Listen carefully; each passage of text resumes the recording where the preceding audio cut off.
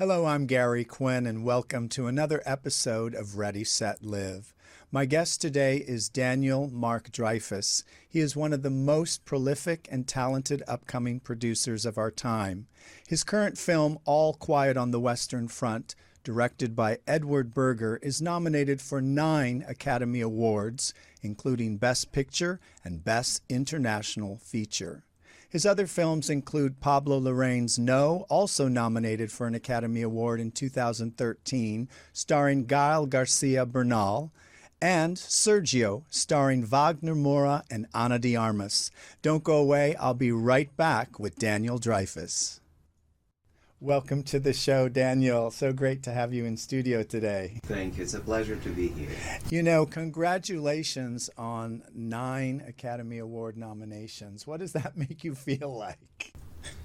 It is humbling, isn't it? After so many years of hard work and ups and downs and dedication and testing your passion, it is very beautiful to receive this recognition from your peers and from audiences and an acknowledgement of your craft, and it's very rewarding. It's truly exciting. You know, you grew up in Brazil, and when you were a little boy, did you have hopes of working in the entertainment, or what was the catalyst that got you started into the film business? You know, when I was growing up in Brazil, even before I moved to Rio, I remember the Academy Awards were on really late at night because of the time difference. And I remember my mother would let me, when I was like 8, stay up until 1, 2 in the morning watching, and I would write the winners on a piece of paper and leave by her bedside so she would know who won when she woke up. So I remember being obsessed with the Academy Awards, but it felt like a different planet. It felt like a galaxy that I did not have permission or a ticket to access. So now to be on the other side of that screen where that kid was looking onto, it doesn't feel entirely real just yet.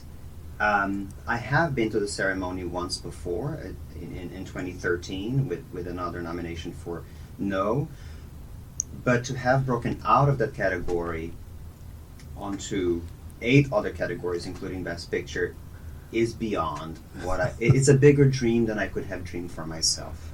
But isn't that amazing? And I love that when I have interviewed people that there's a dream within a child at a small age, and how amazing that the universe is manifested it for you. And it may take 6 months, 6 years, 10 years, whatever, but it's really holding on to that dream. I love that when that happens. It's believing in yourself and believing in the dream, because it's not easy. This business is not easy. I say this often, and I've said this a lot this week. For each week, for each day of a red carpet, a tuxedo, shiny shoes, it's years of hard work, dedication, difficult professional relationships, ups and downs, insecurity. It is a dream that you need to fight for. It's, for most people, at least for most people I know, it doesn't fall on their laps. And I think that everyone who has achieved some recognition in the industry worked really hard for that dream. But at the same time, you have to believe in the dream and stick with it, because it won't happen overnight.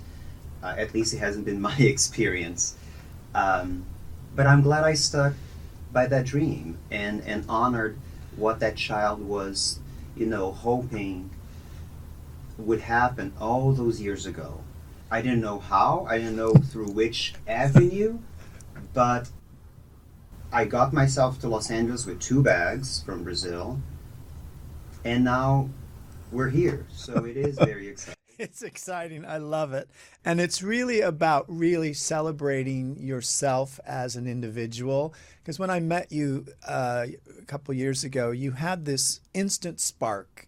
And I think you have to have that joy when you walk in a room, no matter what you do. And I believe that is what really is inspiring for people to see this sort of step by step how you've stepped in to that energy. And I know that as a producer, you've been able to really foster careers with actors. And I know you had a big opportunity to cast an actress, Ana de Armas. And what was that like? You saw her, you knew her, or you just said, this is the woman for my movie? When we were casting Sergio, which I produced for Netflix in 2018, we were looking for the actress that would be the co-lead with the title character, and we needed somebody who could anchor the movie with Wagner Mora, and we were trying for somebody who had some visibility but could really dramatically carry that picture. And because I am very attuned to world cinema, I'm a lover of world cinema, I watch movies from every country, it is innate and easy for me to connect characters that I read on the page with, I saw this film in that country, from that festival, from that director, and join the sensibility of what I felt with the characters on the page. And so I put her name forth. At the time, obviously now she's a major movie star and nominated this year as well for Best Actress. Congratulations to Anna, really. But at the time, which was just the other day, she was not known in the United States just yet. But I knew her work from Spain, from Spanish films, and from spending time in Madrid. And so I put her name forth, and I remember saying it has to be her, and having to justify why it would be, because people were like, we're not familiar with her body of work just yet. But you have to have that instinct coupled with the effort of watching movies and dedicating yourself to seeking these narratives, even if the names are not famous yet. So you have an arsenal, a Rolodex of ideas, creative ideas, to couple and marry with the stories. Who inspires Daniel creatively or spiritually? Creatively, a plethora of people. Top three. Oh, this is difficult. Steven Spielberg, Cate Blanchett, Ang Lee, a lot of people. I grew up, this is an interesting thing, I grew up in Brazil, and my mother, I have to credit my mom, who started taking me to see movies, real movies, like the movies that won, like The Last Emperor and Pele the Conqueror, Life as a Dog, Cinema Paradiso, all those movies of the late 80s. They were Oscar-winning movies, or Babette's Feast, or the international, what at the time we called foreign films, foreign language movies. But they all came to Brazil, because everything in Brazil was foreign language if it wasn't Portuguese. And she took me to see all those films in the theaters before I was even 10. So I remember asking her recently, because I realized how unusual that was. At the time I thought everybody did that. And now I realize that instilled in me the passion for narratives of people who sound different, believe different, look different, have different historical processes, and opened my eyes to the world of cinema, instigated in me this curiosity. And I have to credit her for believing in a child, because she said, I just thought you seemed interested and curious, and I thought you were getting something out of it. And so believing in a curious, bright-eyed child has led me to this place right now. And I think it's so important for people to acknowledge their mothers or fathers who have inspired us all. And, you know, when you see someone win some award, they always basically thank their mom or father, which is so important that mothers, I think all over the world, it's such a hard job to be a superwoman. They're basically Wonder Woman, you know. Is she coming for the awards? I don't know yet. Okay, I hope she can. She was here when No was nominated 10 years ago. She happened to be here, and I remember it was 5 in the morning, it was dark outside, and it was 38 degrees in LA, and we Uh, were each on a couch covered by a blanket. uh-huh. And I had never watched the nominations. I didn't know. I thought it was going to be like drum roll, big trumpets, and the nominees are dramatic pause. It's not. It's like the nominees are A, B, C, D, E, E. And it was so fast. And then she was celebrating, and my instant response was, that's it? And it was so almost anticlimactic, the delivery. But it was so exciting because, again, I'm a kid from Brazil. I was that kid from Brazil who moved here with 2 bags. No contacts in the industry, no nepotism, no connections. And to feel like I have arrived in that dreamland. Now, the dream is not to win awards. The dream is to execute my passion and to tell my stories. If they find a place in the world, if they resonate with people, then the recognition will come from that. I firmly believe that when you start with the end product and you say, I want that award, and you go for the award and you miss the process, you don't get the awards. All these movies that started with an awards movie to get an award usually don't make it. Mhm. I think you miss the sincerity and the true reasons as to why we should be telling these stories. The human evolution of the story and the individual is what is in anything, really. And I had that conversation with Sir Kenneth Branagh when I saw Belfast, and I told him, your movie was all about love. And he goes, oh my God. And I said, yes, but love is all there is. What does love mean for you? Self-acceptance, pride in who you are, in what you represent, pride in your passions, believing in your passions, pursuing your passions, giving yourself license to pursue your passions, whatever they may be, because that will be for each person, and giving yourself freedom and license to be happy, even if things are not always easy, and at peace with yourself. I think that is easier said than done, especially in the city of Los Angeles, a city that constantly reminds you of what you don't have. And it's a trying city. Everything is so pretty. People are pretty, the houses are pretty, the weather is beautiful.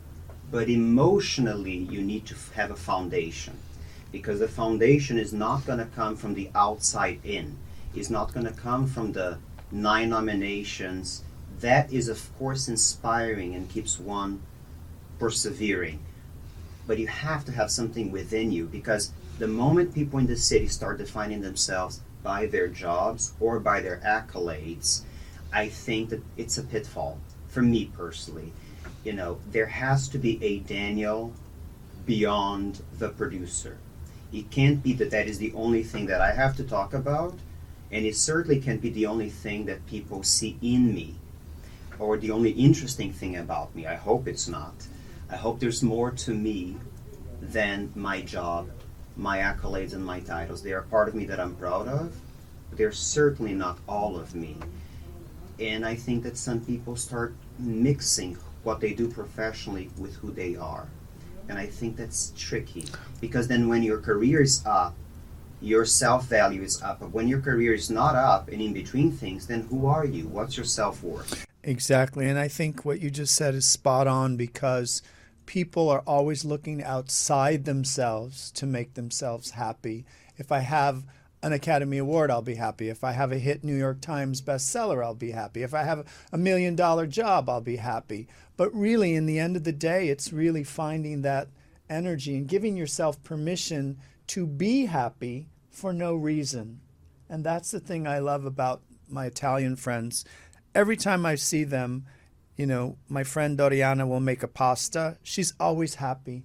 Whether it's good or bad, it doesn't matter. And I think that's what's missing, not necessarily just in this city, but around the world.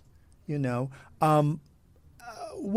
is there any fear that you have overcome, or that you have, let's say, is there fear that you have or you had that you say, I'm working on getting rid of it, or I no longer let it affect me? Because really, you've persevered and just kept going no matter what. And that's a confidence factor that many people don't have. Listen, of course I have fears, and I think that the moment somebody doesn't have any fears, they might as well be dead, because we're in a big world that, you can't predict tomorrow. You can try to control everything, and you can't control things at all, really. There have been lots of moments to overcome. Right before I moved here, a month before I moved here, my father passed away. It's actually 20 years this year. I was quite young, so was he. That was a very difficult time, and part of the reason I moved here with those two bags. But at the time, specifically, moving here, a new country, a new world, knowing nobody, removing myself from what was familiar, having just had my father pass away, the world felt like a really big, scary place.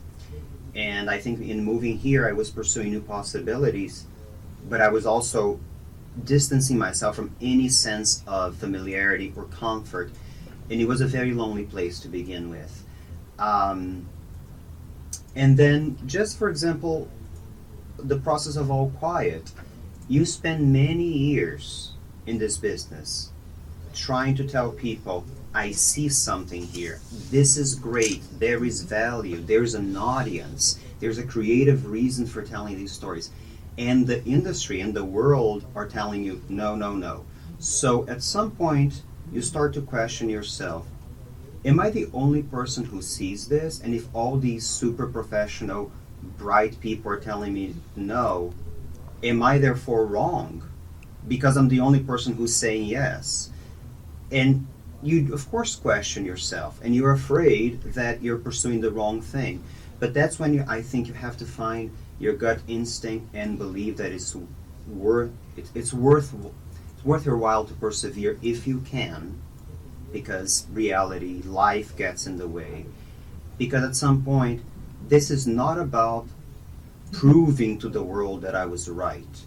It's simply finding that there is something that I can offer, my taste, my insight, my vision. When I saw that was something, that there was an audience that showed up for this movie, of course, because of the brilliant way in which it was executed, which you can't always predict, but there was a reason for it, and I had something to contribute, that there's a taste level, there's a kind of stories that I'm inspired by that do find a place in the marketplace and find a place with audiences, hopefully. Maybe not Avengers audience or, Avatar audience that just passed $2 billion, and those movies are necessary too, because they get people in theaters and they get people used to seeing these narratives on the big screen. But hopefully they also instill in people the desire to see other narratives. So of course you have fears, of course you have uncertainties, and you just try and push through them because you are worthy at the end. On the current film, Daniel, that's nominated, All Quiet on the Western Front, what is the overall meaning of that film? That war is not the answer. It's an anti-war movie. It's a pacifist, anti-Balak story. Is it a true story? It is a true story in the sense that it's set against the backdrop of World War One. The individuals in the story are composites, fictionalized, but any of them could have existed, probably existed, did exist. So much so that it's true for me, because an inspiration for me for the story was my grandfather, Marc Dreifuss, born in Germany in 1899, joined the war when he was 18. And also joined the war, his cousin David was his first cousin. And my grandfather was injured in the war and operated on his lungs on the trenches, survived, was sent home. And his first cousin is one of the people who died at the very end of the war, just like the events that are depicted in this movie. So I had that history in my family, and so when I got the script 10 years ago, the first time, I said, I know these people. And I want to honor these people. And there's a place for the story. And there's a place for the story because it still speaks to the world today. It relates to the world today. It relates to youth being disappointed by those who are supposed to protect them. Be it from guns, be it from famine, be it from violence. And oftentimes they're not protected by those who are themselves protected by big hallways and palaces and Congress houses because of interest and capital and money and greed and power. And that has been the story now. I'd never imagined that when the project came out, we would be seeing yet another war in Europe.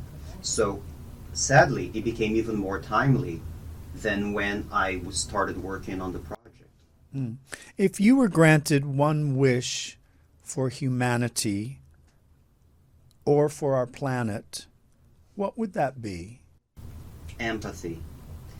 I think that if you can see the other, understand the other, respect the other, then you would automatically erase most of the wars and the conflicts. You would understand that if the other is hungry, that is also part of your existence and a duty and a moral responsibility to help.